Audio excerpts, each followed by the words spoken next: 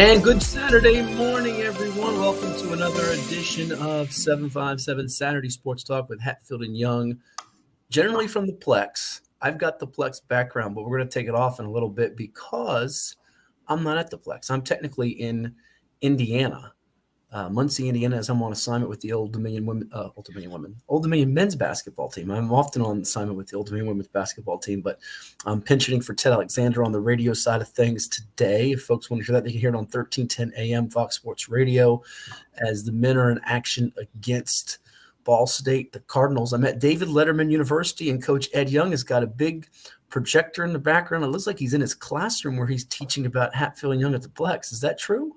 Good morning.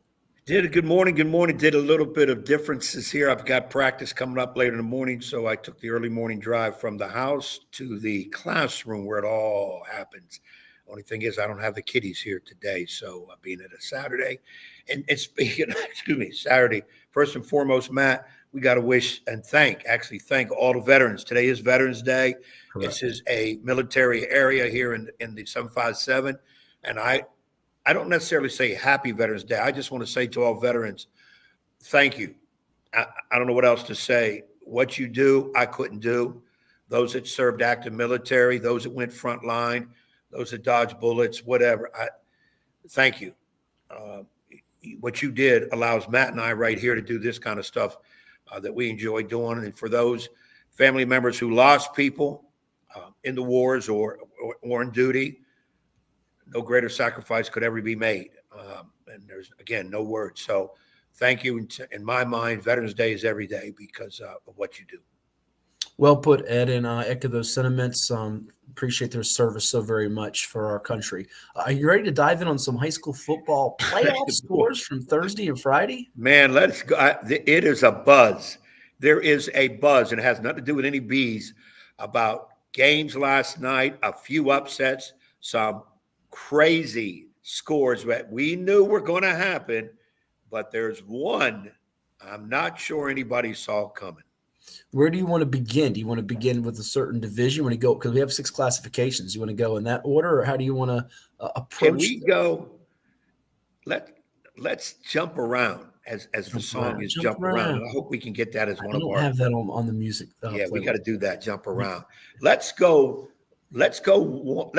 What one do we not have as many local teams? Would that be 2 or 1? We can do Class 2. Let's do Class 2. Let's do 2 Class first, because we're actually still entering some of the Class 1 scores on our ticker in the computer here. So okay, so let's do Class 2. Let's start with Class 2 because there was a game Thursday night in the Bay Rivers District. We're talking about. We'll hit the bounce music too to bounce around a little bit here.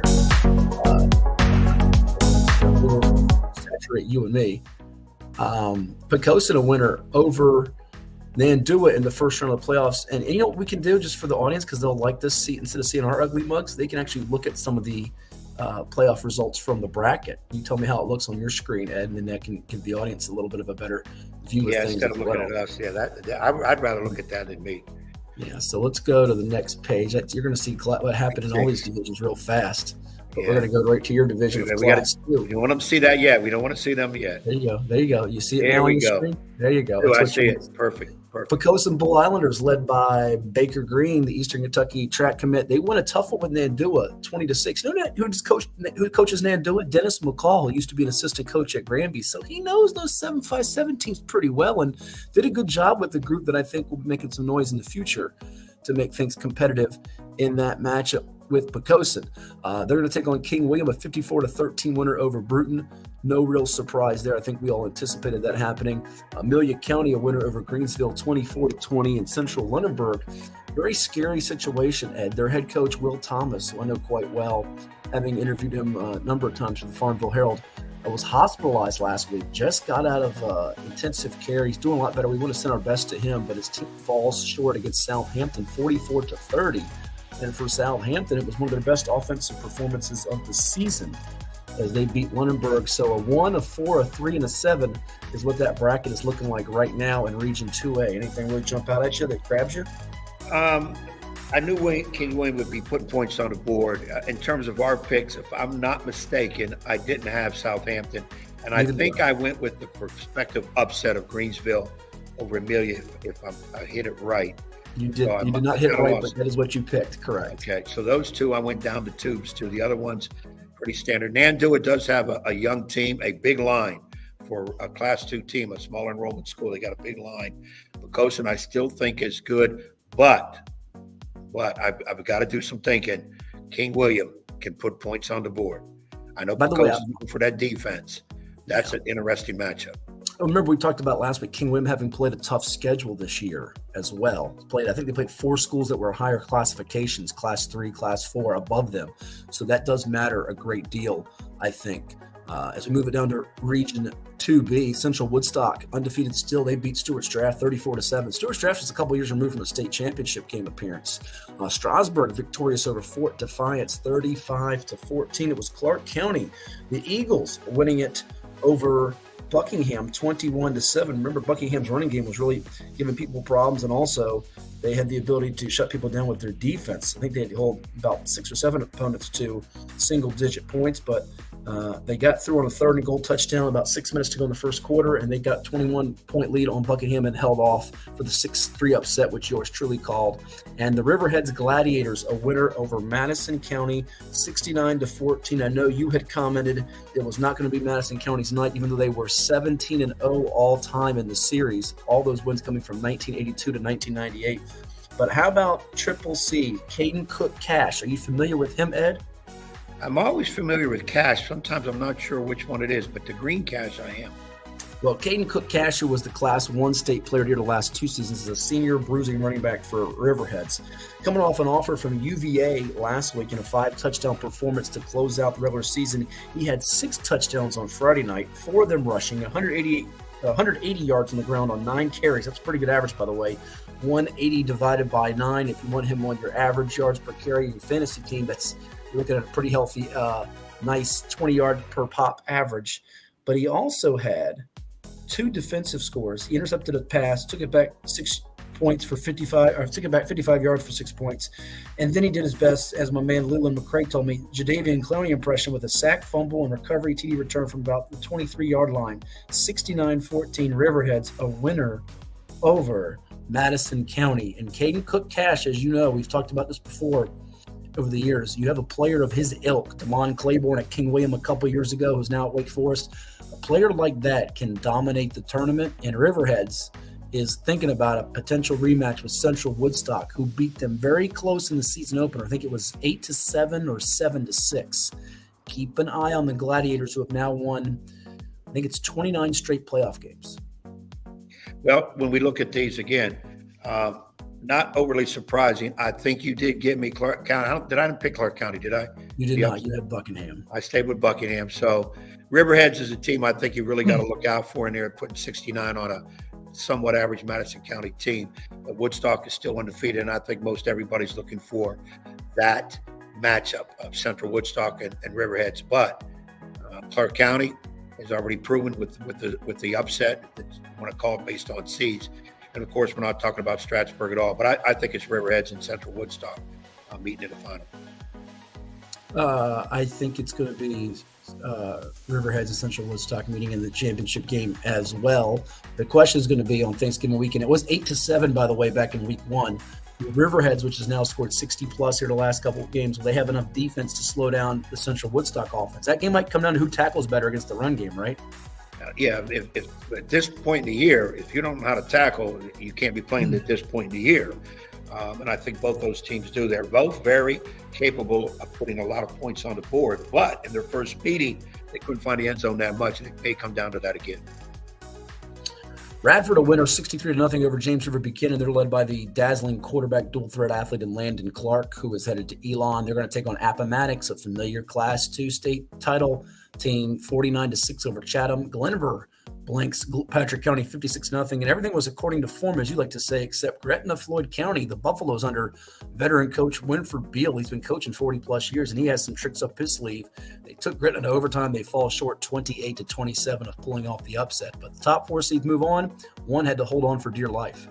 Yeah, as we do say, according to form, chalk, whatever, seeding, the seeds worked out. What I see in this bracket is the winners really, really, really turned it up in terms of scoring. except the Gretna game where it was a close one, 20-27. But everybody else, you're seeing 63, 49, 56 points. So now let's see as we move on, will that still be the theme, or will teams dig in a little bit more and be stingy on defense?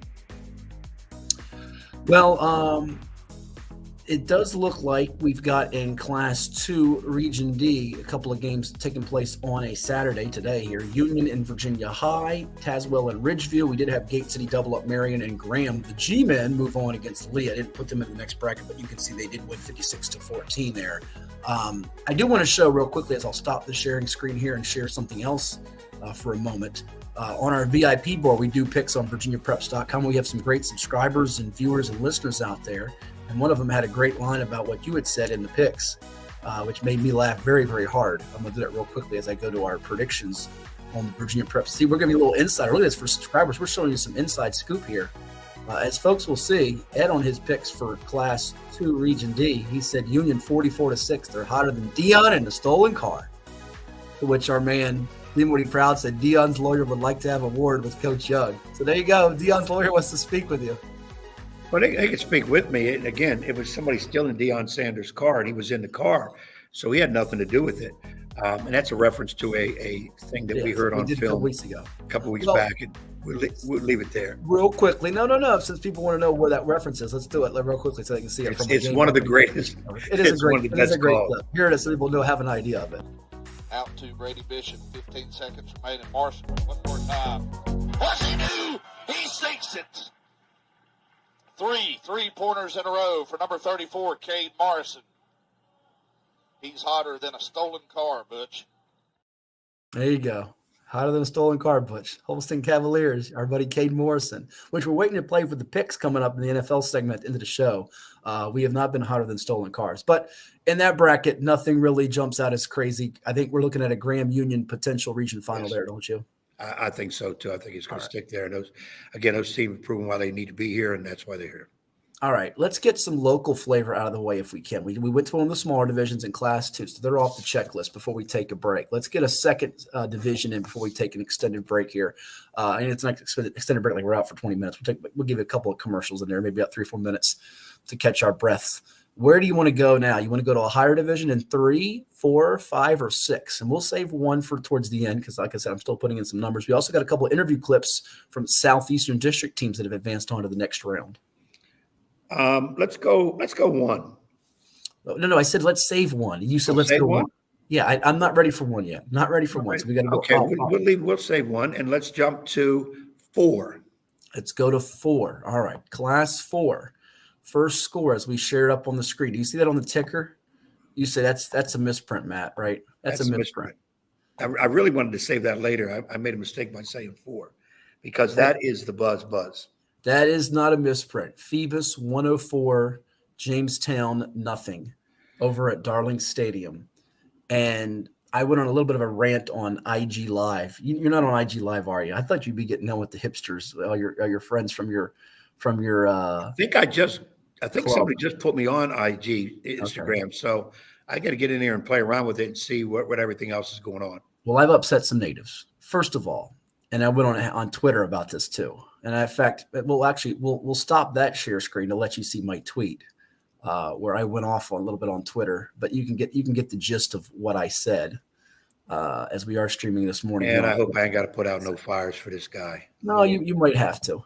You might have to. Lord, I'm usually the one that's striking the match. Now I'm the one that has to kumbaya with the Doves and everything. Yeah, here you go. This is what I said. You want to read that? My tweet on number 1 on the Hats Hits with Jim Mora playoffs. You kidding me in the background? Even though I'm technically in Indiana, we still got a playoff edition. That's taken. No, above that. I'm above that. I'm sorry. Oh, certainly a historic 104-0 victory by Phoebus over Jamestown sent shockwaves across state. Bow Wow is not only signals the incredible dominance of the Phantoms, it further illustrates how flawed the current playoff system is. People in power fix this, please.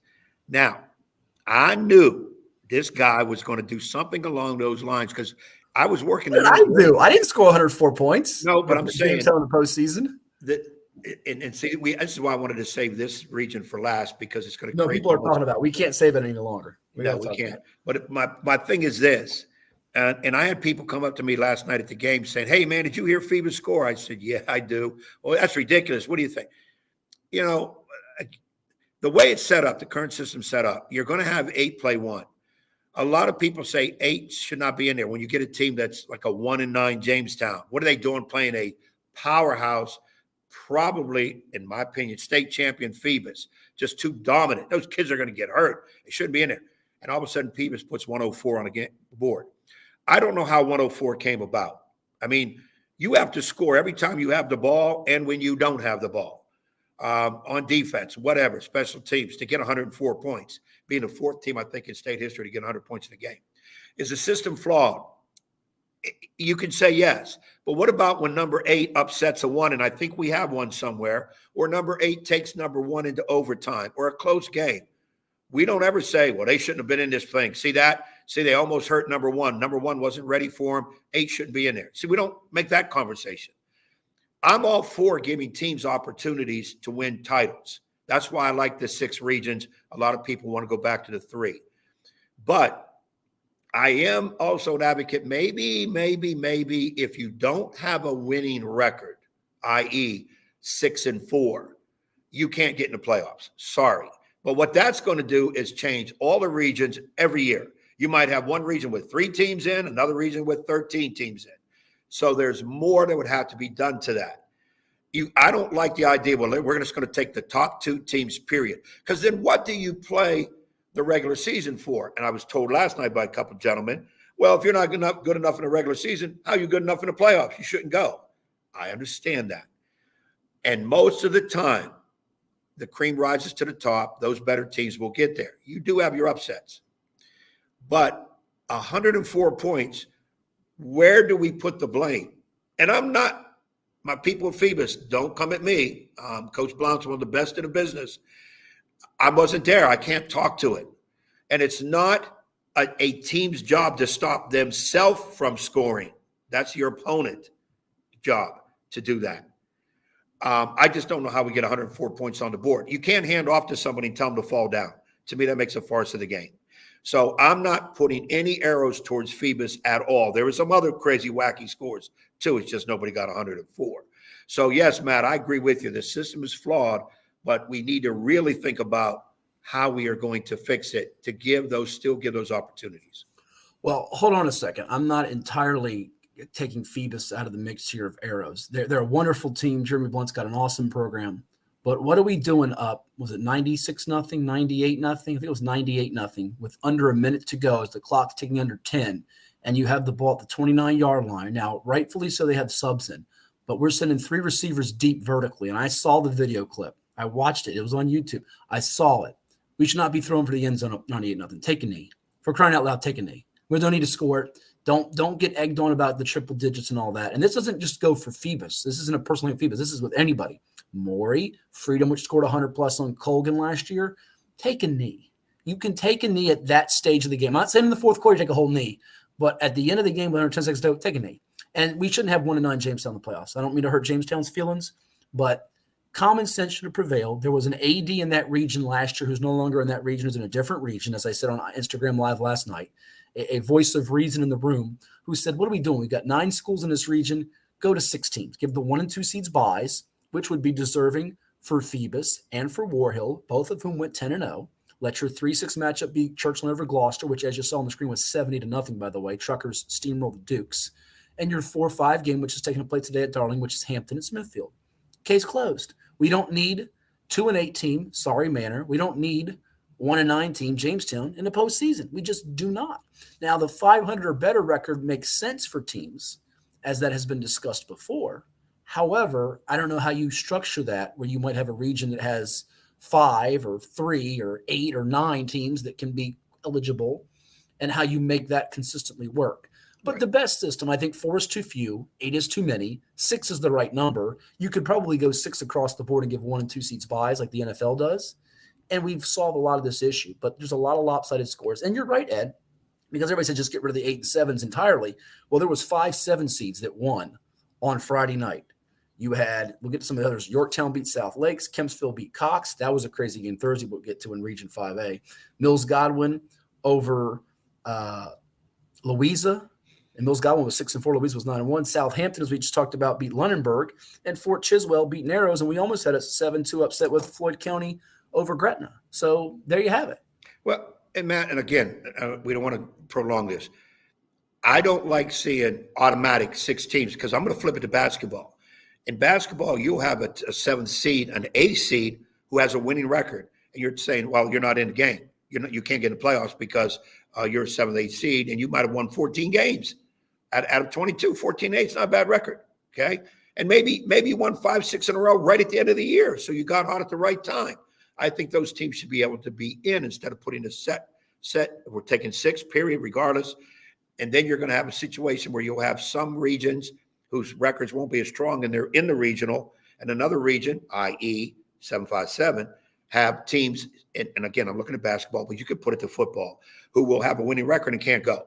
And now everybody's going to say what the state is doing. Remember, the region setup is based on the region principles, not the state VHSL. VHSL controls the state playoffs. Once you get into the state playoffs, they say to the regions, get us 2 teams. How you get us 2 teams, up to you. Yeah, that is true. And that's where we are with it, basically. So there you have it. It's and, not a perfect system. There is flaws. No, I think it can be fixed. It takes a little bit of ingenuity, a little bit of talking. And sometimes people don't want to do that. They just say, well, here it is. You and I have always argued about how they seed, how the brackets go. And it's not based on, well, let's see, A and B are the strong ones this year, so let's put them apart from me. They don't do that. It's just it's supposed to be a rotation. So A might play B one year, C the next, D the next, and then they go back in rotation. I don't like that. I think you sit down and you seed it with a committee, 4 or 5 people, retired, whatever. Can't get active coaches in there. Probably too many arguments. I think it can be done. It just takes a little bit of work. And if you're willing to do it, I think you come up. It's never going to be perfect, but I think you can work towards perfection. Well, we don't have by ourselves today. We always are working towards perfection, and that's something we are striving for here on our 757 Saturday Sports Talk program on the Virginia Beach Sportsplex YouTube channel, also being streamed on 757 Sports Talk on Twitter, X, and Facebook, and all over the world, and on VirginiaPreps.com later as well. And Matt, not to interrupt you. Sure, go ahead. Comment. Let people comment. Let out there what you think. We'd love to hear what the people think, what the fans think, because last night I was hearing it. Like I was the one who scored 104 points. I scored 104 points. I wish my team could score 104. But my thing is, let the people chime in what you think and how it can be done. And VHSL, I got a feeling, I got a small feeling, this is going to be taken up by the VHSL maybe spring, summer, because they're not going to want to see these. And I alluded to this, I think, a couple of weeks ago on this show, Matt, that I'm noticing maybe more than other years, bigger win totals and people getting in the 60s, 70s, 80s. Now, for the 4th time, we have a team in 100. I've not really noticed that in the past. No, you've talked about that, and I think that's spot on. And by the way, we've got some comments. You saw the 6 seed comment with the 3, which is a good point there, by Dante Hall Boxing Talk. And Lynn Burke says you guys are up early. And speaking of Lynn, we want to give Lynn a shout out because he had this little nugget that we used last night online. And we'll let people see this for folks that have not checked it out. We give Lynn some major props for this. The biggest results as far as 757 teams. Here you go. Look at this. West Side versus South Side, 1967, 124-0. West Side against Sussex Central, 110-6, 1968. South Norfolk against Oceana, 109-0, 1935. Thankfully, I don't believe these were playoff games, but my gracious. So you're talking, Ed, this is the 4th biggest, most lopsided result in the history of games involving 757 football teams. I mean, just take a look at that for a second. I'm looking at those. How wild is that? I'm looking at those scores now. We weren't around when those. I wasn't born. I'm not. Maybe Lynn. I wonder if Lynn saw that South Norfolk Oceana 109. No, that's not nice. That's mean. Hey. By the way, I think we do a congrats out to Lynn and his lovely wife, bride of X amount of years. I forget what it is. I think, but they celebrated another one. She is continuously putting up with Lynn over the years. So that lady's a saint already. Absolutely. Charlotte, very, very good job by her. Let's get back to some other results from 4A because we chimed in enough about that with Phoebus beating soundly. Jamestown taking them behind the woodshed and then some. You got Hampton Smithfield getting ready to play. Churchland, Breeze by Gloucester, War Hill over Manor. Which of those two was the bigger shock in terms of the, I guess not shock, margin? Did you see Churchland winning by that many points coming? I really didn't. I don't know about you. That's the one. I didn't see Churchland putting 70 on. I thought Gloucester would score. I think I had them for a couple touchdowns. That was a shocker. I thought War Hill would beat Manor pretty good because I think they did it earlier in the year, if I'm not mistaken. Yep. That they had played. So it was a week 1 game. Yep. Yeah, but boy, you look at the points in there. Now, I think today hit Hampton and Smithfield, you're not going to see those scores. I think you're going to see a little bit closer game. Yeah, I don't think Kyle Wofford's playing quarterback right now for the Crabbers, so that'll make things a little bit interesting on that front. King George over Hanover Thursday night. They win, sets up King George Dinwiddie, which I'm thinking about going to next week. Huguenot wins on the final play of the game, Ed, 25-20 as they get it done against Powhatan. I had picked the upset of Powhatan there. It did not happen. So kudos. I got Huguenot. Go ahead. I took Huguenot. You did take Huguenot, one of a few crazy results in the 804 as they score with no time on the clock, and Verona breezing by Cortland 43-0. I think we might not be giving Verona enough love because they lost a heartbreaker to Highland Springs. They played Freedom very, very close. They got a good defense. They have 2 capable quarterbacks. Caleb Weiss came in for Linwood Johnson. They're legit, and I think they can win that region, even though we've all been saying that King George Dinwiddie game is like a state championship, state semifinal level game in the region semis. I'll tell you what, I think Verona gets there. Obviously, either King George or Dinwiddie, one of them's not going to get there. And it's not a sure pick for King George to win that. I'm kind of looking at Dinwiddie myself, but I don't have to make my picks till later. You've got Loudoun County playing Tuscarora now, Loudoun Valley beating John Champ. I think I split those as both the Vikings and the Captains, who once were called the Raiders at Loudoun County, breezed by Woodgrove and Broad Run, respectively. And then in Region 4D, I went for the upset of GW Danville over Jefferson Forest. They had a chance late, didn't happen. EC Glass will take on 10-1 Jefferson Forest. Now Hanley beats Millbrook. You got me there again, son of a gun, daggone it. And Salem over Liberty Bilton. How do you lose by 14 games to me every year? Then in the playoffs you get out to a good lead. It drives me bonkers. I know my playoff basketball. I know my playoff football. Yeah. Regular season, I'm all over the place. You're the expert, but I get my crack staff, my youngins. I call them my youngins, and they get out there and find out the playoff. I said, do what it takes, except cheat, to beat Hatfield. No, you go by the motto of lie if you can, steal if you must, but always cheat. By the way, Lynn chimes in. None of them were playoff games, and yes, my wife is a saint. We totally yes, she is. Lynn, you never know that you got the better of that deal. Yeah, we're going to take a time out and come back with some more, including what happened in Class 6, what happened in Class 5, a zany game in Virginia Beach on Thursday night. A team that a school that Matt Hatfield once roamed the halls, they were jumping for joy at the end of the ball game against a number 2 seed, one of those 2 seeds that went down. It's coming your way here with 757 Saturday Sports Talk. Not to PLEX today, but from remote. Me in Muncie, Indiana, Ed in Suffolk. We're going to hear from some of our sponsors at the PLEX that make this possible and come back with more here in just a moment. Stay tuned, everyone. Man, I wish I was out there. Let's unretire. Why, Matt?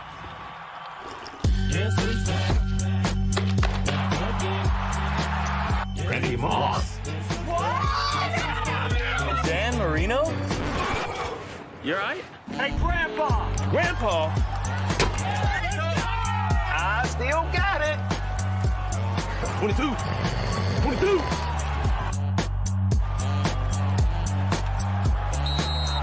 Career game number 13. Let's see. Hey. I need that senior discount.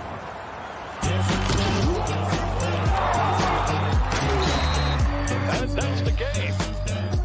Mr. Marino, you mind if I take a selfie? Thank you. I'm good right here, bro. Unretirement? Who'd be dumb enough to do that? Okay, who here has reached peak fall? Peak what? Peak fall! I am wearing plaid. And I'm wearing a cardigan. I guess I am eating snickerdoodle cookie dough. And I am eating a pumpkin pie blizzard. The new DQ Fall Blizzard menu has reached peak fall. Pumpkin pie, snickerdoodle cookie dough, and more. They are back! I just love fall. Apparently we all do. Oh, they did it! Peak fall achieved! DQ, happy tastes good.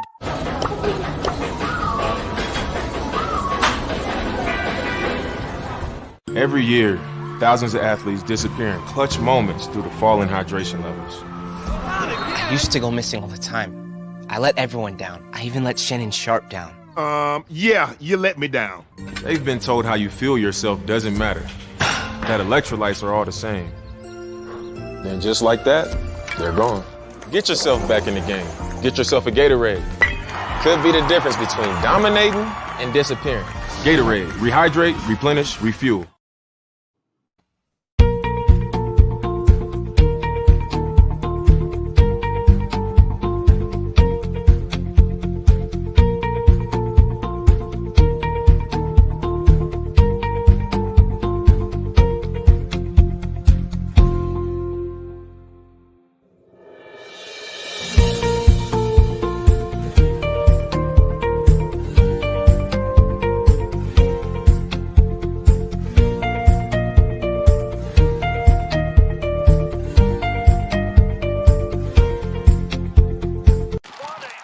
Man, I wish I was out there. Let's unretire. Why not?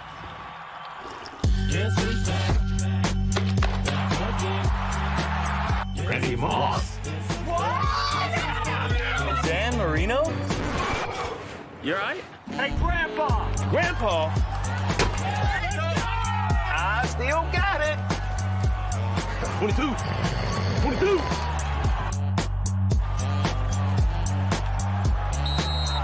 Can we again? Number 13. Let's see. Hey. I need that senior discount.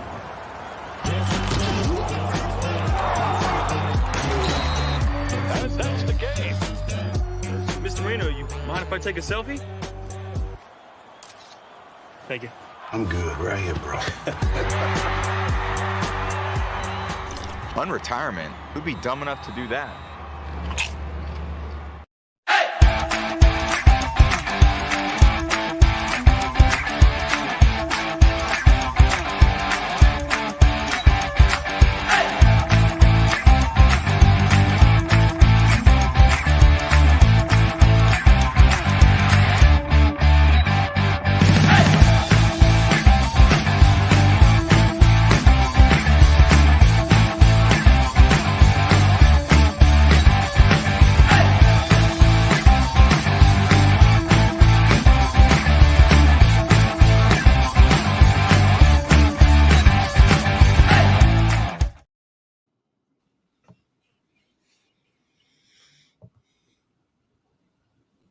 About you two is you never shut up. If you listen to you guys, there's always pearls of wisdom coming out of them ruby lips somewhere, and it's the way it's supposed to be. One thing about you two is you never shut up.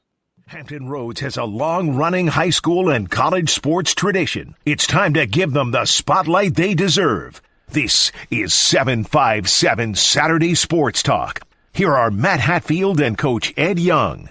Hampton Roads has a long-running high school and college sports tradition. Again, it's all over the place. I can't get myself situated here. We're Gremlins, troubleshooting baby. from That's the Indiana. Gremlins coming in because you're way out of state, and I'm not at the Sportsplex either. So the Gremlins are in studio trying to mess us up. There you go. And it is 757 Saturday Sports Talk. That's why we keep you around to keep me straight, as I've got to get rid of Hey, and speaking of Gremlins, look who showed up. Oh, you got the bobblehead? Look who showed up. I had someone ask me just the other day, tell folks where you got it or tell them how they can get one, because people are in love with that bobblehead for some reason. They love the bobblehead more than they love you, which is understandable, because that's not that one's more it looks like I'm in Men in Black. I was in the movie Men in Black. Bobblehead came about. Somebody turned me on to where to get a bobblehead because they heard you and I talking about it. So I found a place that does them, and not anywhere local. I wish we could find one local. And you know, it's okay. Vinny, he's okay, and I'm not infatuated with dogs. What is it, Vinny Bamboots? And by the way, we now have a real background, not the Vinny Boombots. It's okay, my alter ego. Okay. And he popped up because he's on assignment too. He gets some speaking engagements. He don't say much, but he gets more gigs than we do. So yeah, Vinny kind of taking that little. I hear he gets more ladies than you do too. Where are we going to next? That could be a possibility because currently I might be on hold right now. So. Where are we going to next? We're going to do a win a date with Ed Young, but only the lady listeners, not the fellas. I would hope so. We can't. I would say when you up 70-0, do Little League rules, no more passing and all runs go between the tackles. Yeah, I mean that makes sense. Going back to Phoebus's point, but they shouldn't have played the fourth quarter. I mean, let's be honest. And don't forget that was done with a running clock because I know. Matt, correct me if I'm wrong. You're up 30 or more second half running clock, correct? It's baffling. We've taken care of class 2 and class 4, right? 2 and 4. Yes, we did 4. That's the controversial 1, 3, 5, and 6. You want to get the top because you got some 7, 5, 7 top where folks salivating to get their attention and coverage. Yeah, this is the idea of media. Keep them on the tees, man. Keep them on the tees. Yeah, when you tease them too long, they'll go bye-bye. So where do you want to go to next? 6 or 5 or 3 or 1? It's your call. Let's go. I'm sorry. Give me 1. People, you keep going to 1, and I'm not ready for it. But okay. Well, why'd you even say 1 if you're not? Okay, my agent, if you're listening, we'll go for it. You're so determined to do class 1 right now, so we will do class 1. Let's not do 1. If you're not ready, I'm not going to expose that you're not ready because normally you're the guy that's tremendously ready. Most ready guy I've ever met in terms of what things get done. So let's jump over to 3. Let's go 3. Well, we'll go 3 with the screen, and the ticker will go 1. How about that? All right, here we go. Let's go with let's go to the 3 for the brackets as we look at that. All my different things, and now we go to class 3. And we zoom in on it. Yes. You see it now? Some local flavor. There's some local flavor there, and let's cue up a little bit of the sound in the background as we'll feed the ducks a little bit. You love feeding the ducks, especially when you're at the PLEX. We have all kinds of ducks. I have the duck whisper. Hopewell doubles up Booker T. Washington 34-17. They're getting healthier with Makari Tatum at quarterback, Kayshawn Henderson at running back, younger brother of Trevion Henderson, and Patrick Scott as a two-way playmaker factor. Booker T put up an effort in this game, just not enough. Good year for Makai Frisbee, the senior who transferred in from Woodside. They fall, though, 5-6 ends their year. How about the Heritage Hurricanes all over the Grafton Clippers, 44-14. And in this ballgame, Ed, the thing that sticks out to me was the throwing game for Derek Gurley. Had an 80-yard touchdown drive for them in this ball game, and Gurley had a bunch of big plays through the air as Grafton could not keep up. In fact, Gurley had 97 yards through the air, 89 yards rushing, and they pulled away 37-6 early fourth quarter. They win it 44-14. It sets up Heritage going to Hopewell. Lake Taylor all over Colonial Heights 38-0. How about the running game? Darian McKenzie, 9 for 62 yards. Marquise Drew Rogers, 19 for 88. Jameer Sporty Freeman at quarterback. Throws for $153, runs for 66. Elijah Moss Washington, the Syracuse commit and basketball stud to go with his football exploits. 3 grabs for 79 yards. They get back Shaheed Battle at receiver and defensive back. He had 2 picks in the season opener. He catches 4 balls for 41 yards and a score. Titans will take on Lafayette, who had no trouble beating Tab 42-0 in 2 meetings with the Tab Tigers this year. Andy Lynn's Rams against his former assistant coach John Byron and company. They outscored them 94-0.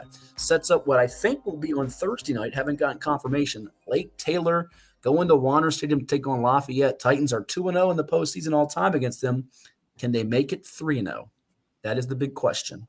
Going to be interesting. I think things went according to plan here, even though 5 beat 4. To me, that's nowhere near an upset. I think Heritage is much better than Grafton. Heritage could probably been moved up even in the seeding. But the matchups coming up now, very intriguing. Hopewell, Heritage. Will Heritage still have enough in them to give Hopewell a scare? As you said, Hopewell's catching fire now, team that knows what it means about going deep in the regional. And then Lake Taylor, who's not had a great year at all at 5-5. To them, a lot of people 5-5 is good, but Lake Taylor, we know that's at least 8 wins a year type team. But they really turned it on here against a respectable Colonial Heights. Now it's Lafayette. That's going to be a good one. What about Region B? You've got Thomas Jefferson, Kettle Run, Brentsville District, and Armstrong all prevailing. You see the scores on the screen there. Kettle Run by 40 over Skyline, Brentsville by 29 over Meridian, Armstrong by 39 over William Monroe, and TJ shutting out Goochland. Kettle Run and Brentsville played last game of the regular season, 13-0 lead for Kettle Run, who had won, I think, 28, 29 games in a row regular season, had been in the state championship last year in Class 4. Then Brentsville steamrolled them 31 points from there. I feel like it's setting up well for Thomas Jefferson of Richmond, although those 2 teams on the bottom part of the bracket there can score points and punches, Ed. Yeah. Now, if I'm not mistaken, is Armstrong? That's out of Richmond, also. Yes. So I wonder. I'm sure Jefferson and Armstrong already played this year, and I'm sure Jefferson won because they're 9-0. Correct. So I don't see Armstrong. Of course, it is if it's a rival, but I think Jefferson gets to the final. It'll be interesting though. Kettle Run, Brentsville. It's going to be interesting. They both put points on the board. You might be looking at a game in the 40s against each other coming up. So that's going to be interesting. But, Thomas Jefferson may be the quietest undefeated team in the state. I think they are. I think you hit the nail on the head there precisely. And I'd watch out that running game for Kettle Run with Colton Quaker against the tough defense of Brentsville, led by Langston White, the linebacker committed to William and Mary. The son of Coach Lauren White. I'd be curious to see how that goes. And if Quaker breaks off a big run, you know what they call that touchdown, don't you? You know what they call that? The Quake Shake. Quake Shake. Yeah, I've already nicknamed it. Let's go down to Region 3C, Liberty Christian all over Fluvanna. Rustburg, a winner over Allegheny. That sets up a Seminole District rematch. Liberty Christian won that one pretty handily the first go-round. Spotswood over Monticello. Turner Ashby over Heritage Lynchburg. I called for the 2-7 upset. Didn't happen here, but Spotswood Turner Ashby last week was a 35-34 overtime game with Spotswood winning on a 4th and goal TD from 5 yards out. Does it replicate, duplicate, imitate? Or happen again? Yeah. I'm going to say on the average, no. I think the team that lost that close, that heartbreaking, I think turns it up traditionally. But you got to win it on the fields. I think I picked these correctly, if I'm not mistaken. I've been looking at the picks coming up, and I think I had Allegheny beating Rustburg. You did. That was incorrect. Yeah, that one is the one I lost on that one. Yeah. You didn't nail that one whatsoever. As we move down to the last region, Magna Vista over Stanton River, Christiansburg a winner over Abingdon, Lower Botetourt over Bassett, and William Byrd gets by Pulaski County. Botetourt got beaten pretty good by William Byrd in the first meeting. I'll be curious to see what happens here in the rematch with Jamie Harless's Cavaliers. Magna Vista, though, I still like them to get out of this region. Christiansburg, if they were healthy, their quarterback Tanner Evans is hurt, which I think handcuffs them a little bit. But chalk in that region, no real barn burners at all. Pretty according to form. Right. It's just going to be see what happens in the rematch with the second game. All right. Before we go to break, which region are we going to now? We've only got left 6, 5, and 1. We can go to 1 if you want. I know you are waiting to go to 1. Well, 1's never going to be ready to begin with, so we might as well go to it with the ticker, I guess. All right, we will go to 1. Well, we're finishing up the ticker on, I think it's Division 6 at the moment. We'll get some Division 5 folks. Their appetite's wet. There you go. Essex over Colonial Beach, 46-0. How about Lancaster, 28-27 on Rappahannock, scoring late to get it done. The Red Devils, who won the state basketball championship, now have the task of playing Essex. I think it was a 10-point game the first go-round, Ed, which was pretty interesting. West Point, a winner over Northampton, 27-22. Jack Lawson's got a seasoned senior group, but do they have the defensive personnel to slow down Northumberland? I would think not. 70 points for Northumberland. The Indians are roaring on offense. The question will be, do they have enough for Essex when they run into them in the region championship like we are expecting them to? Yeah, those are two high-scoring teams. Northumberland has done it all year. If I'm not mistaken, I think I could be wrong, but in their losses, they put some points on the board. Only you would know that. But I think we're looking at Essex, Northumberland in the finals. Well, the Essex has had their number over the years, especially with their defense being able to contain them. I think that's going to be the real tricky part for that matchup coming up in Region 1A. Do we get it on Thanksgiving weekend? How about Region 1B? Go through those scores for us, Edward. What do you see there? Is it Sussex Central's region to take, or is somebody else going to steal it from them? I'm going to say Alta Vista could be a problem. If they get by Brunswick, which it won't be easy. Brunswick putting 41 on the board against the Buffalo Gap team. I would say right now, Sussex Central, again, there's a team back in the day, strong tradition, has showed that. Again, that was a 1-8 matchup again. And there's an unwinless team that gets in the playoffs and doesn't even score a point. But at least Sussex didn't run it up too much at 54, which seems to be average now. But I'm looking at Sussex Central, Alta Vista final. Okay. 6 straight losses for Sussex Central head-to-head with Essex, including 24-6 to begin this year. We'll see if Curtis Jefferson's Tigers can get enough with the running game to get it done in a potential state semifinal matchup, which I think we're all expecting. Region 1C, upset bug happened. Ed Narrows, the Green Wave, Kelly Lau's team went down against Fort Chisholm. I'll get a recap going up later this weekend from Rodney Young on VirginiaPreps.com as Narrows gets knocked out. The rest of the top seeds took care of business, although Grayson County's not been as sharp as they were to begin the season. They lost that game a couple weeks ago handily in a shutout to George Wythe, who made the state championship last year. They get by Galax last week. Now they get Galax again after squeaking by Giles 14-6. Are you worried if you're a Grayson County fan? I kind of am. Yes, you don't want to be sputtering at this time of the year. Of course, they're finding ways to win at 9-1, but obviously it's going to get a little bit touchy now as we move in. And Bath County 9-1 goes down, and there you go. Number 7, 4-6, knocks off an 8-2, and beats them handily 48-19. We won't hear much about that. And I'm gonna tell you right now, won't be surprised to see Fort Chiswell in the championship. I would be surprised a great deal because I don't see it coming with George Wythe the way they play. You went against them in the state semis. I don't know why you keep going against George Wythe. The Maroons with Tandem Smith at quarterback. How dare you? Don't go against Brandon Harner's team. They know what they're doing. And by the way, with that region, you mentioned Bath County. They were 9-0. They lost to Narrows and they lost to Galax, both by double digits to close out the year. So they went from 9-0 to 9-2, and poof, they are gone like into thin air. Honaker doubles up Rural Retreat. That was a close game in the regular season finale. In fact, Rural Retreat led in the fourth quarter. This time they double them up. Patrick Henry Glade Spring gets on the crack at Honaker. It was a one-score game the first go-round. Twin Springs and Chilhowie still going to square off Rye Cove 15-6 over Eastside. The defense getting it done for them. Landon Lane is a good quarterback. But I'm looking forward to a possible rematch of Rye Cove Twin Springs, Ed, with two of my favorite quarterbacks, Landon Lane and Abel Dingus for Twin Springs. That's one of the best names in football.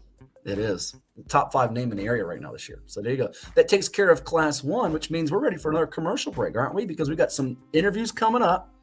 Victorious players and coaches from the Southeastern District. We'll let Ed pick which ones he wants to hear from because we got 2 involving a 3-6 game that took place on Thursday, as well as 1 quick soundbite from a game that happened on Friday night. And we'll get your thoughts on some second-round matchups all coming your way, as well as NFL picks for week number 10 in the league where they play for pay. How about that? That's it. Let's do it. Let's get some commercials. I'm hungry for some pizza. You're hungry for some pizza? Well, if you're hungry for some pizza, you know where you got to go, right? The only place. You got to go see our buddies at Chicho's to get the pizza there. So let's hear from them coming up with some others from the PLEX. Stay tuned.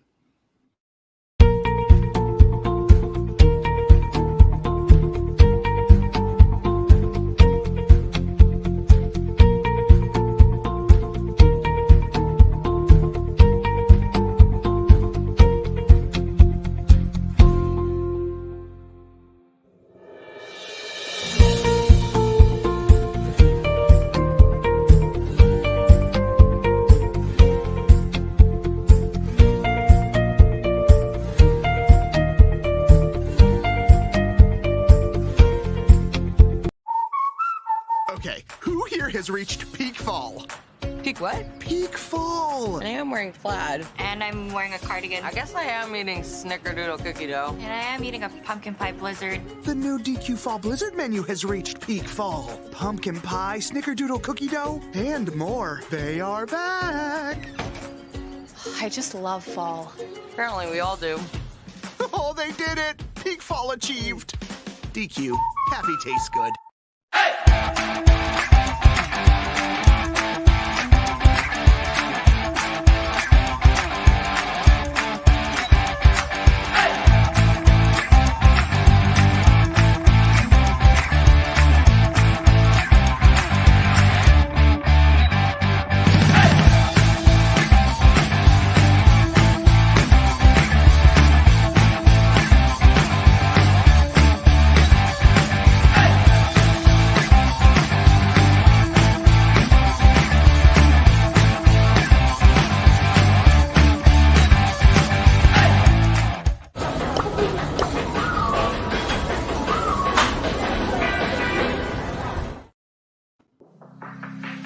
Treat yourself to a visit to the Drip Bar, IV hydration and vitamin therapy in Virginia Beach. boost your immunity, increase your energy, and promote anti-aging with our personalized treatments designed to ensure efficient nutrition absorption to rejuvenate your mind and body. Come see our chic and relaxing day spa for yourself today. We welcome walk-ins and appointments. Our medical professionals will help you achieve your best health and answer all your questions.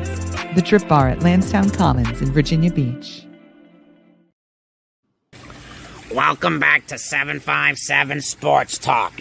No, it's not in the pool. It's Hatfield and Young at the PLEX, the Virginia Beach Sports Plex. Here are two guys that, even though they never shut up, they're always dropping pearls of wisdom. Matt Hatfield and Coach Ed Young.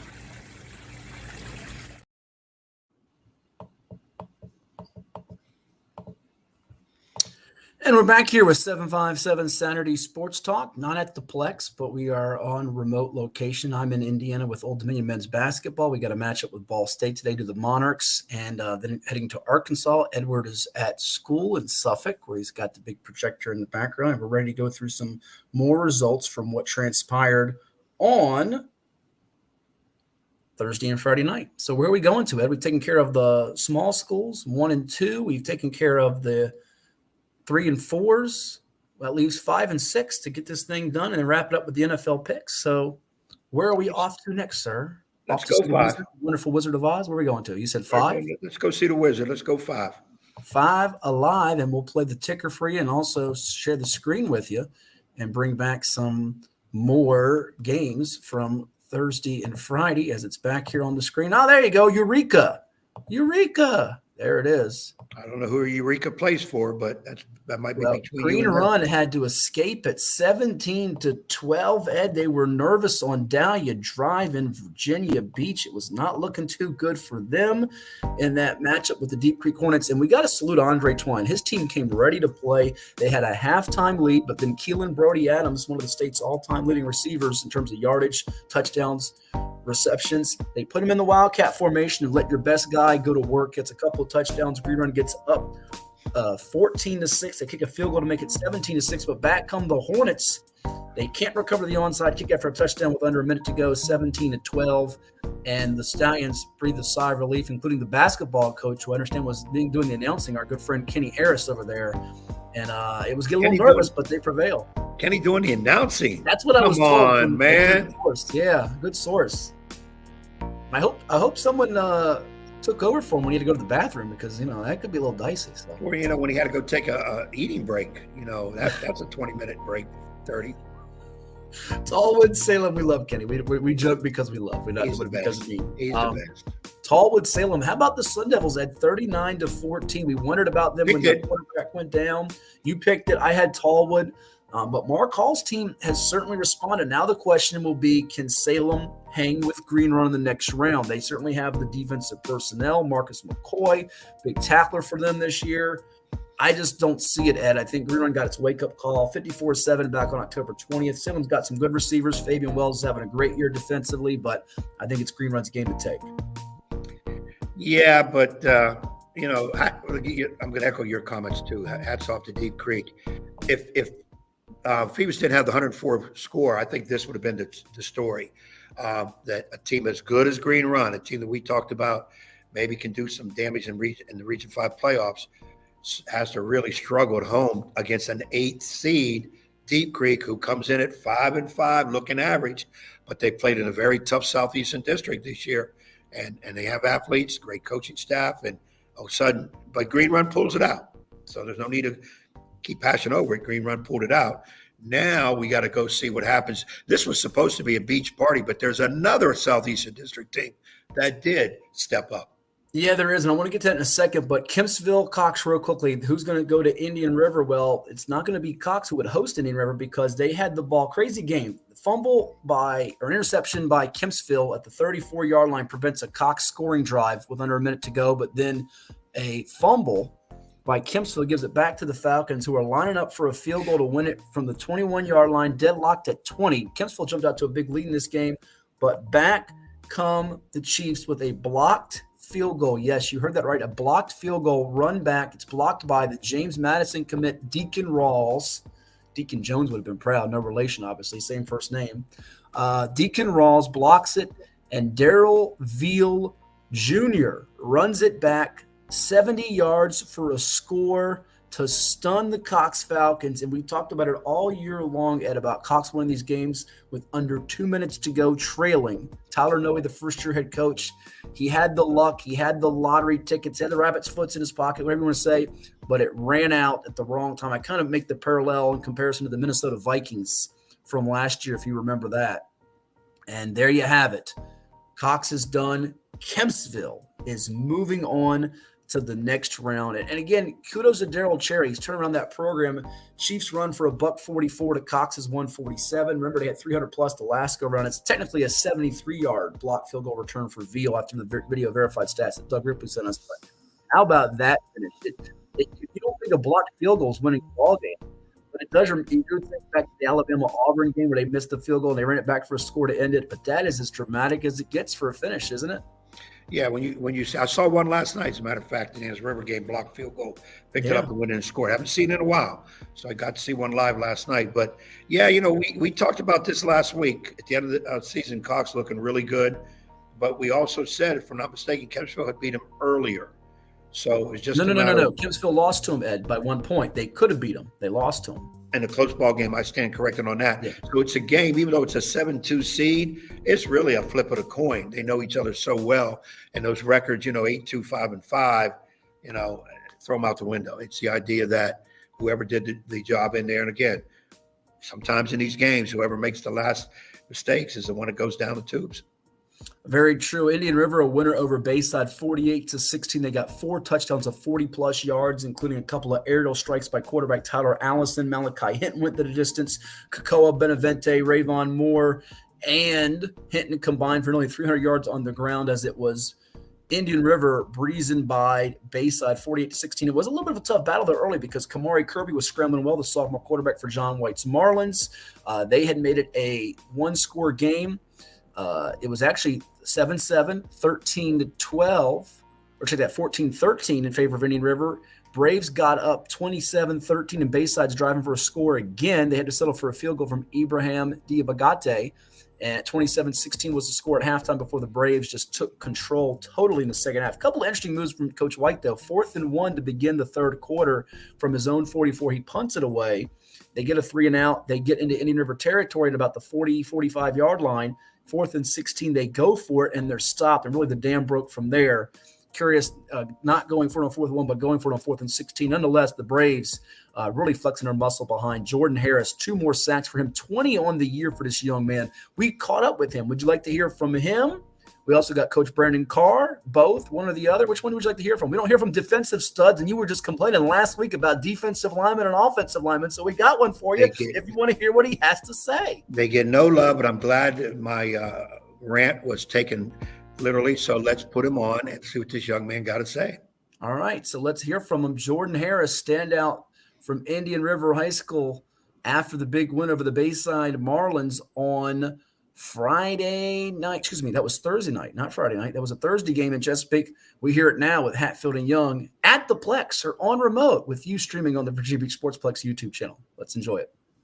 All right, I'm glad I'm finally getting to catch one of my favorite defensive players in the state, Jordan Harris, number 9 for Indian River. 10 tackles tonight, 3 for loss, 2 sacks. He's up to 20 sacks on the year as the Braves beat Bayside 48-16 in the playoffs. All right, Jordan, there was a lot of wolfing in pregame, both sides. How amped were you all for this one tonight against Bayside? It was a good battle in the first half, but you kind of dominated in the second half. And we were really hyped, it was when to go home, playoff game. Got to come with the energy. And we came out here and did just that. Yeah, you did just that. Your defense has been eating all year long, along with some of your mates like Johnny Shaw and John Horton. I think you came in and combined with like 35 sacks between the three of you. How much do you all take pride in when the quarterback's dropping back, go get them and just be dogs out there, if you will? It's our job. We the best 3 at it, I believe. Mm-hmm. So we're going to go and do it every time. Mm-hmm. Now, Coach wouldn't give me the secrets. So you don't have to give all the secrets. But halftime, you guys hold them to a field goal. It was 27-16. They don't score a touchdown there. You kept them from getting in, but their quarterback was scrambling on you guys in the first half. What did you all do to buckle down and not let him beat you out of the pocket in the second half? We know the standard to our defense, and we weren't happy with the amount of points they scored in the first half, so we come out here and strapped it up, made sure they didn't score no more. You had, as I mentioned, 10 tackles, 3 for loss, 2 sacks, but there was a play, I think it was a 3rd and 1, where you stoned them cold. Tell me about that play. Do you remember that one as a big one? It kind of set a tone? Or just had to lay lay a hit on him, make him feel it, and he shook him up for the rest of the game. You guys played Verona the first game of the year. They're a really good team in Class 4 that can compete for a state championship. You played in the Southeastern District with Oscar Smith and Kings Fork, double overtime, Nansemond River. How much of those battles help you for this, and how have you gotten better from game one to now in your eyes? Well, we took those losses as lessons to build up this part of the season where it really matters. I know it's all about team goals, winning the championship, region championship, state championship, but for you individually, if you are in consideration for player of the year on defense, what would that mean to you? And I guess as far as your growth as a football player from then to now, how would you kind of assess it? I mean, it would mean a lot to me, but I'm worried about winning games right now. Whatever stats I have at the end of the season, that's what it is. And what's the best part of your game? What would you tell the schools out there that are recruiting you that sets you apart in your eyes? My effort, my speed, and my power. I show it all when I play, and technique. And right now, who's looking at you right now recruiting-wise? What schools are in the picture at the moment? Morgan State, NSU, and Emory and Hamilton. Okay, what are you looking for in a college? Anywhere that I can play to take care of me and where I can build. You feel like you're a natural DN, a little bit of outside backer? What's kind of your view of yourself at the next level? I believe I can play outside in the box, wherever I can build myself at and learn. Come over here. What are you improving on in your craft for the next level? One, my technique, my speed, and my get off. You guys get another home playoff game here at Indian River. You get Kempsville, who knocked off Cox tonight. How excited are you that this is your last game here in the stadium? It's a really exciting game, you know. I've been wanting to play Kempsville for a long time, see what the hype's about. So we're going to see next week. Sure. And you're 2 wins away from region championship, which hasn't been done at Indian River in a while. Certainly there's a lot of good teams out there. We know about Class 5's got some heavyweights like the Morys and the Green Runs. What's it going to take for Indian River to play on Thanksgiving weekend and play with some of the big boys and the best in the state? Every game we just have to learn from my mistakes from the last games and keep going. Because, you know, those teams, they put in the work. So we got to put the same work in to get to the levels of games. Well, that guy number 9 is grinding for Indian River, Jordan Harris. Thank you so much. All the best, and we'll see you again soon. Thank you. So that was Jordan Harris. Ed, your thoughts from the young man who is looking like a defensive player of the year and certainly making his mark for a Braves team that is really oozing with momentum. Their offense has stepped it up. You'll hear probably we'll have Brandon Carr, our interview with him on the Hash with Hatfield this week on our football podcast coming up on Thursday. So you get a better chance we'll have more time then in terms of the sound for that. But your thoughts on the Braves here, who put it to Bayside pretty handily in that ball game. Yeah, first of all, the young man is very confident. He came in that game for a reason. Very serious and serious about his future in terms of some teams look at him. Indian River could well be the strongest, best 7-3 team looking just at record, probably better than a lot of 8-2s. Well, now 8-3. Right.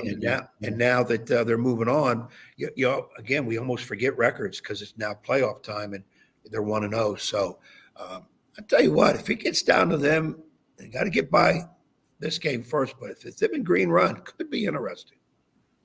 Region 5B, as we go back to some more scores from Thursday and Friday, the Maury Commodores all over the Kickingham Warriors 63-0 as they get their 6th consecutive shutout. We know about the offense, but that defense has been playing at a high level all year long. Warwick over Minchville 57-6 as Eduardo Rios and the Raiders keep rolling. And Kings Fork, although shoulder injury for Javon Ford in that game against Bethel 49-7. We wonder about Ford's status and effectiveness coming up with the Warwick matchup this week, which is one that I'm highlighting as a potential game to go check out. But that happened. And then the big one you saw in Suffolk, Nansemond River and Granby 35-20. Would you like to share your thoughts about the game, or first hear a quick minute of what Alonzo Ricks Jr. told our man Jack Lau from Hometown Sports Productions?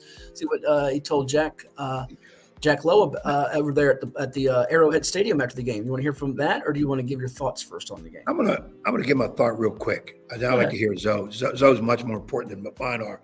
It was a 14-0 game halftime. Nansemond River pretty much in tow, but it was 14-0, not 40-0. Okay. After halftime, I thought the Warrior guys, my guys, came out a little bit too loosey-goosey. Just an opinion from afar. All of a sudden, Granby catches fire. Scores, if I'm not mistaken, all 20 points within the first few minutes of the third quarter. And they completely, we had people leaving at halftime, beginning third quarter, and then it was like, whoa. Yeah, to turn back around. What's that? Don't do that. Don't leave at halftime. Yeah, that's a lot of people did. Yeah. A lot of people did. I mean, I know it was a little chilly night out there, but still, it's a 14-0 game. It's a close game. All of a sudden, they scored 20. Now it's 2014. And then, Nansemond, you could see, was like, drop their helmets. Here we go, walking off the field. Zoe got him back fired up. I saw him take a timeout. He was on the field, and he was animated. about probably getting into them about we got to wake up. We still got to get a chance for this game. And then, boom, it turned right around as they scored, 21 Quick points thought. themselves. Let me cut you off there. They went for 2 to Granby when they scored to take a 20-14 lead late in the third. Do you question that decision for the first-year head coach, a coach of the year candidate in Kendall Jefferson? Because Granby had a lead there. They could have been up 7. Now Nansemond gets a big sack. Granby has a penalty. It felt like special teams issues and penalties hurt the Comets, who missed a field goal and obviously that big backbreaker besides Nick Greer's long TD run. The fumble recovery, Greer had a 29-yard TD run to go with an 81-yarder, I think it was in the game. But the 81-yard run back, I should say, rather not 81-yard TD run, 81-yard run back on the blocked field goal for Nansemond River swung that game tremendously. Special teams. If I'm not mistaken, of course, I'm working the gate looking for people coming in and out. And I might have turned my head. I think Granby went for the extra point, got a block, but there was a penalty on River. Okay. That pushed Granby up, and that's probably why they went for the 2. Okay. And I don't fault them on that because, you're that close. It looks like a sure thing. I'm not going to fault them. I'm not going to fault them on that. I'm pretty sure that happened. But hats off to Nansemond River on the big comeback and making it look like somewhat a blowout, 15 points, but it wasn't. It was a tough one. But they really turned back around, and their special teams really did a heck of a job. Here's a quick minute with Alonzo Ricks, head coach of the Nansemond, with our man Jack Lowe after the game with Hatfield and Young on 757 Saturday Sports Talk. All right, I'm here with Coach Ricks. Coach Ricks, take me through that fourth quarter. You guys had the fumbled punt, the blocked field goal at the end that got that big touchdown. So take me through what you're telling your guys there. It just finished. That's been our thing and our theme for the second half of the season. We had a rough night against Indian River and we didn't finish. And since that week, we've taken that mantra and that motto, and so we finished. Hats off to that program over there and what they do. But we just found a way to make plays, and so thankful to be able to continue to keep playing the next week. Yep. And now it's official. You guys will be facing Maury in the second round. Obviously, a big season for them. Just take me through the preparation. Obviously, a lot of preparation this week. What are you telling you guys there, too? We just got to be prepared and locked in, man. We can celebrate tonight, feel good about ourselves. We left a lot of points out there. Some penalties, some mental lapses, some drop balls. Didn't play flawless. We didn't execute in all ways the things that we practice and we teach. But we still just got to do what we got to do. We got to just grind and we got to continue to get better. And hopefully, that'll start back on tomorrow preparation. There you go. That's Alonzo Ricks with Jack Lowe after the game. Ed, Granby played Maury to one of its closest games of the year. They held them to 62. Held them to 62-0. Come on, I'm not now. being serious. I think I'm joking. You want to sound so serious. We held them to 62. Yeah, held them 62. Hey, look, Zoe got a nice one last night against Granby. The way they had to come back and do it. Yes, anybody who's going to play Maury cannot afford any mistakes. And you really got to have your mental with you to come in because Maury's coming. No question about it. They've got their goal in mind. They're putting points on the board. It's going to be a haul, not just for the River, but anybody. But it's who's next. And like I always say, you're there. You have the chance. There's a lot of teams that can't say that. There's a lot of teams that will probably say, boy, I'm glad I'm not playing Maury. And you're right because you're not playing anybody. Your butt's been at home because you didn't make the playoffs. So you can't – you just got to get out there and you got to do it. And number one, it always starts in high school, as high school coaches tell these kids, man, if you don't believe you can do it, if you're not ready to execute, then don't play. Stay home. Don't play. Yeah. Don't come on, especially in football. Don't come on that field if you're going to be casting shadows by standing around. You've got to play, and they're going to bring it. They've got a ton of talented athletes. They're almost too deep at every position. So somebody told me the other night they have 2 excellent kickers. Most teams don't even have 1. They do. So long, yeah. Right. So again, it is what it is. You've got the opportunity to play them. Go play them.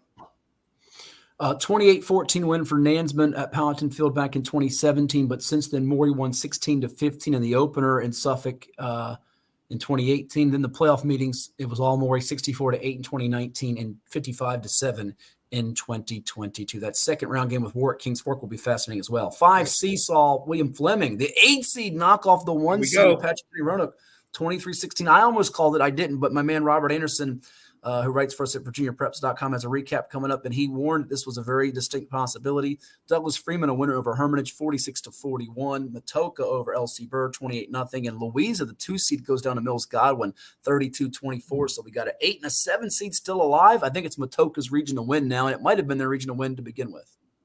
Yeah, I remember you telling me to watch out for Matoki. Don't be surprised by the 3 losses.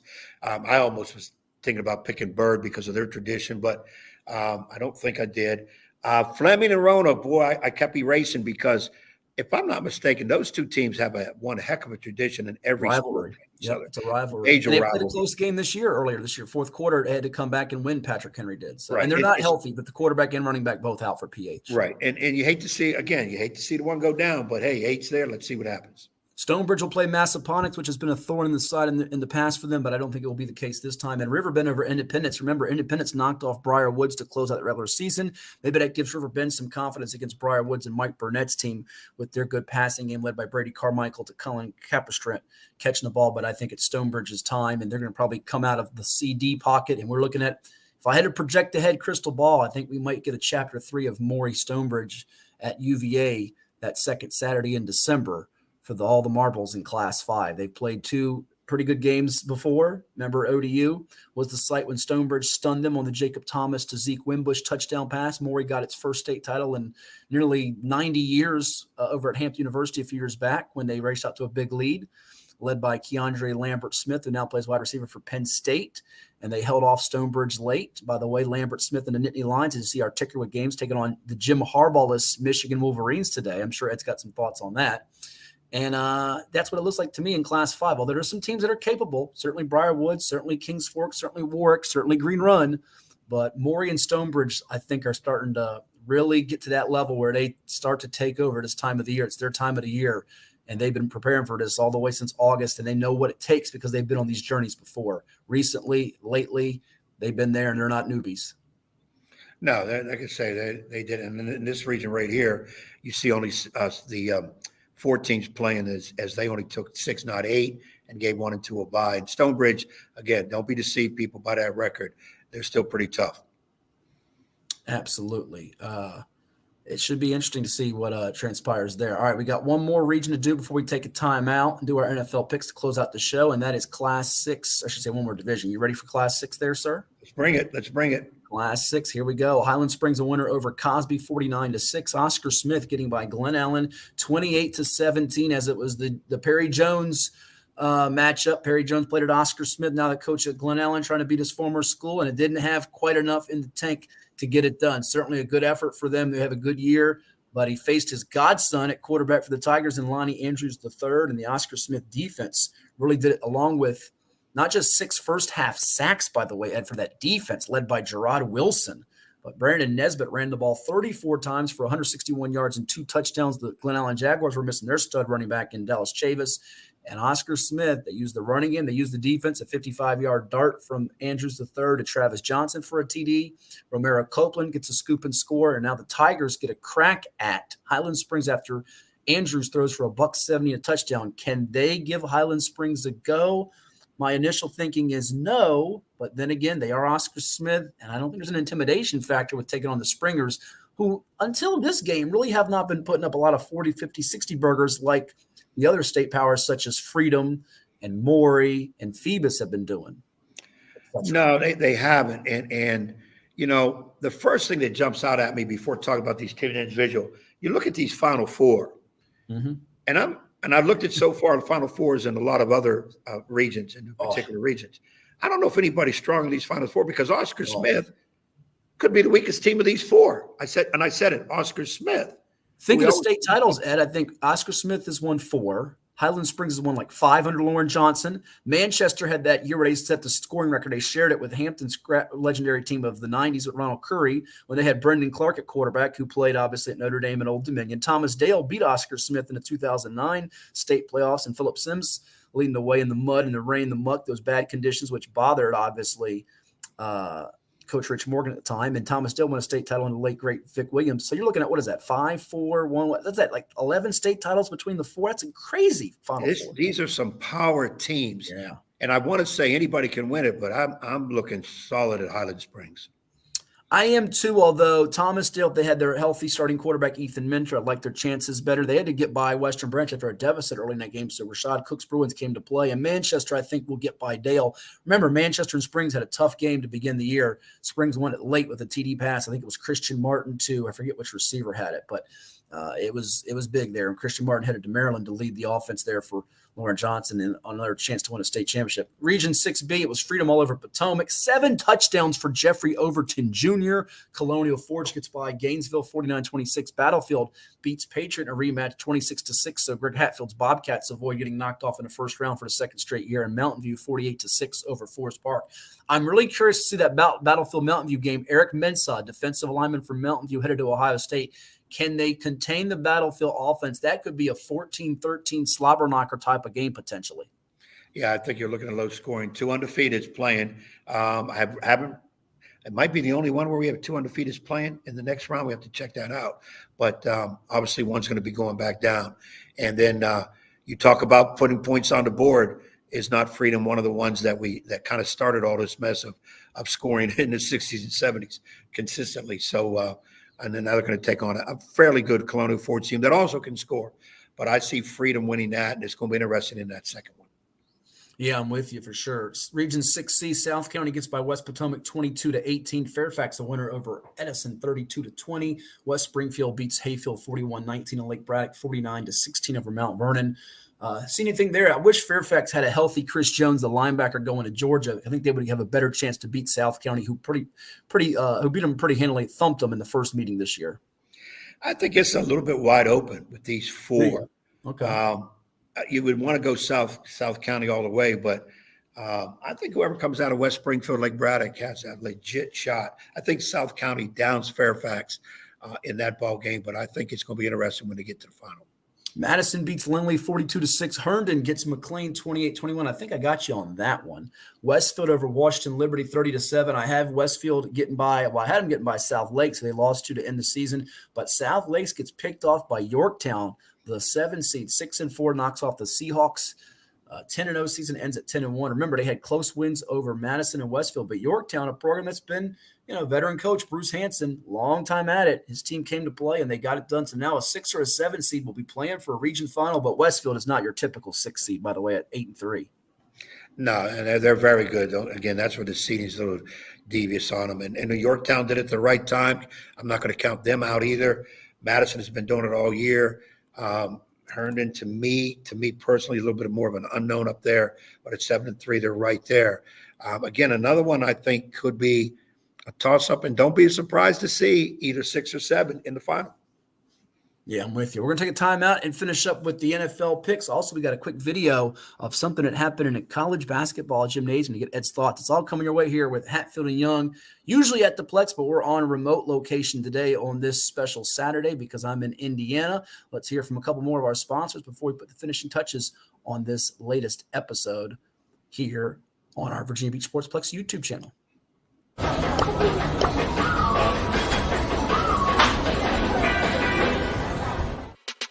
At CHKD, sports medicine is more than just treating injuries. It's a whole team approach to caring for young athletes. With experienced physicians, surgeons, trainers, and rehab specialists here when kids and teens need them most. Our experts help young athletes prevent injuries too, with advanced training and conditioning programs that keep them in the game safely. CHKD Sports Medicine, where kids are more than patients and we're more than a hospital.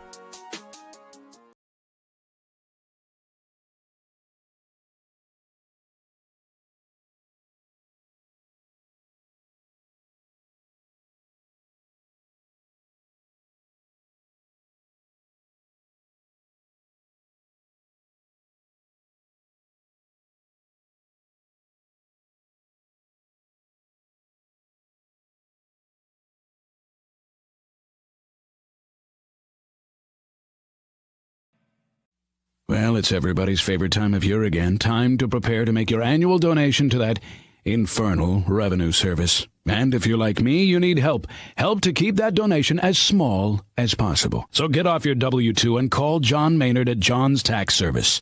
455-6763. also condolences on Coach Knight. I just wanted to know how you kind of dealt with that tonight, and were there any moments during the game where he kind of popped into your mind, or you kind of felt him or were thinking about him as you were out there on the court? Yeah, I wondered what his thoughts would have been with the bats. And now the game is stopped as some bats are swarming the floor. There's a lot of things that came to mind. There was a time I thought about throwing a chair because the bat thing is getting pretty embarrassing and it needs to be fixed. It's uncalled for. We are a big-time basketball program, and we shouldn't be dealing with bats. We shouldn't have a stoppage of play because we're dealing with diving bats. Brooks Barnett, KB's son, loved it. He thinks Spider-Man's coming to the next game. So, but it's just, it can't happen. I mean, I don't want stoppage of flow, whether we're doing well or we're doing poorly. It's just not something that should be happening. This is 757 Saturday Sports Talk. Here are Matt Hatfield and Coach Ed Young. No bats here, but it is 757 Saturday Sports Talk. Your reaction to Coach Steve Alford there, and what would you do, Ed, if you had bats invade the gymnasium at Nansemond River? How much heck would you raise? I can't say the other word, but I would laugh because the kids would be running scared. The fans would be flying all over the place because they're afraid of bats. Bats are not coming. They're not vampire bats. They're not going to suck your blood. Not going to happen. I was interested when Alford said about what would Bobby Knight do if he were there. That would be. Oh, look who just popped in. I wonder what he would think about the bats. I'll be son of a gun. Vinny Bamboos. I tell you what, Steve Alford's very ticked off about it. You could tell. When he said big time basketball program, Steve, you're a very, very, very, very, very good basketball program. You're not top 25 though, but I would say, you're big time university.